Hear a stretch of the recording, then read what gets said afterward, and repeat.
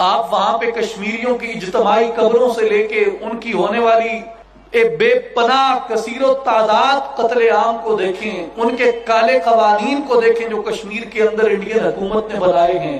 اور جس طریقے سے وہاں پہ انسانوں کا خون کیا جاتا ہے، انسانی جانوں کو بے دریغ قتل کیا جاتا ہے، اور لوگوں کو ذلیل اور رسوا کیا جاتا ہے، جس طریقے کی پابندیاں ان لوگوں کے اوپر عائد کی جاتی ہیں، وہ اس ساری اذیت کو، وہ اس سارے کرب کو، وہ اس سارے دکھ کو